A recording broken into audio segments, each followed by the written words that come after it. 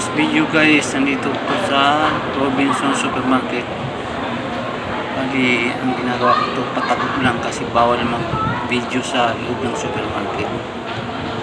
Kunwari lang na may bit akong cellphone pero naka-video ko. Yung supermarket na tapos may pangwa dyan na nag-ikot-ikot.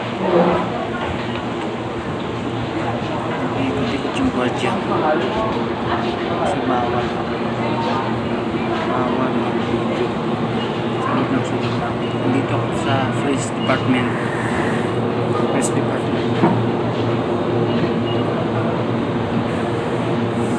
Ito ang sasarap ng malamig nila. Nila ng tag-init na yun. Napakasarap uminom mo. Mga yogurt. Dito yung mga halaman nila. Oh. May mga halaman din sila sa loob. May bigasan.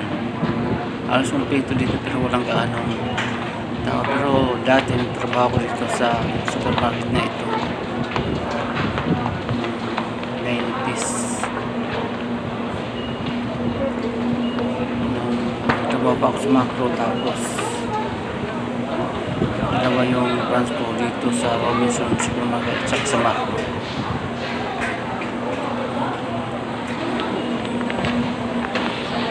Mabilis lang yung ikot ng camera kasi naglalakad lang ako. Hindi ako nagpapalata kasi may guardia nag-iikot.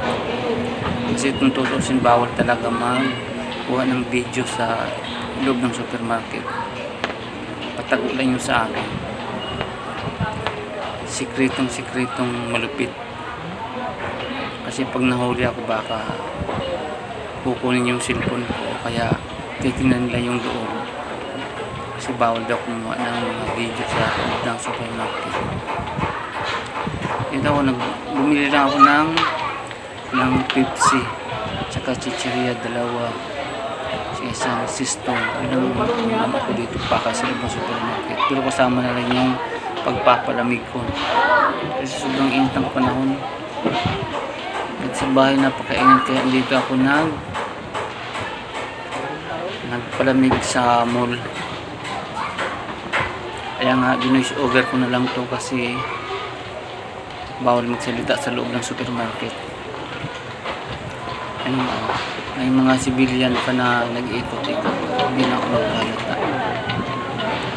Gusto kong bumili na ito bumili ako ng Pepsi. Pepsi lang ang ang unang binili ko yung Pepsi na zero sugar sugar free. Pero parang ibang lasa at pinalitan ko lang itong regular na Pepsi. Mura kasi ang Pepsi kaysa Coke. Ngayon ang hilig kahit yung nasa ibang bansa bago Pepsi talaga ang favorite ko. Wala nang ganang tao dito sa supermarket natin kasi marami ng kalaban. Napit yung janitor hindi tumitingin sa akin kaya lumilis ako ng daan.